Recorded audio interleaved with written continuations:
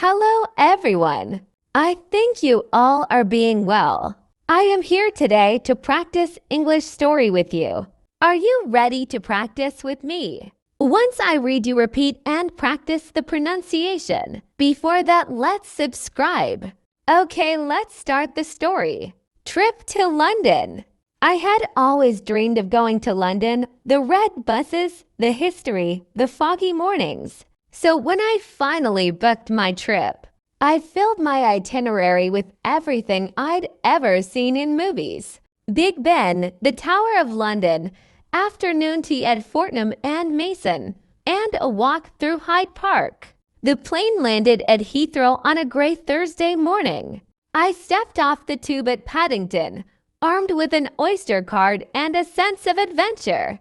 My hotel was a charming little place near Notting Hill, with ivy crawling up its white facade.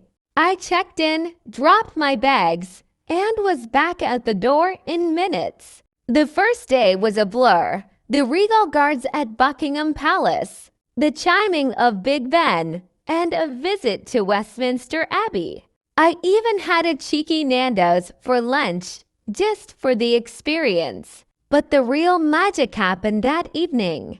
After watching the sunset behind the London Eye, I wandered along the South Bank, sipping hot chocolate from a street vendor.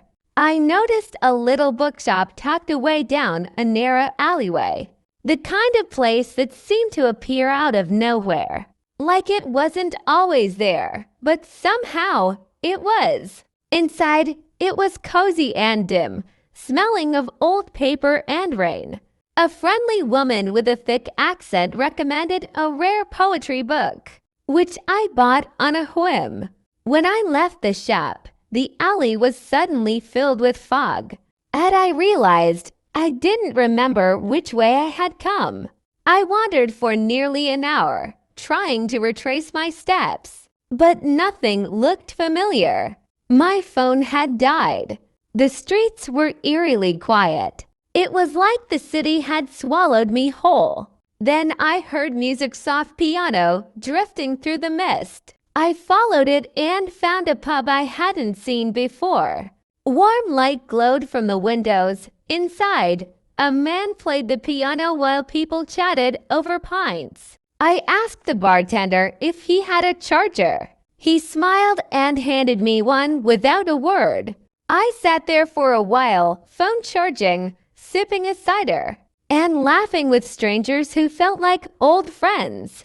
Eventually, I found my way back to the hotel, thanks to Google Maps and the kindness of a cab driver named Idris. The next day, I returned to that alleyway, but the bookshop was gone.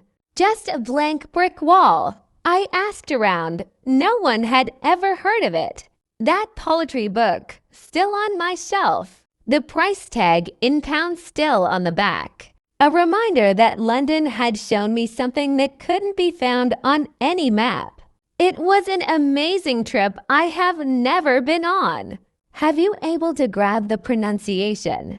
Join with English Adventure to improve your English. Thank you for watching the video. Leave a comment and like if you like this video.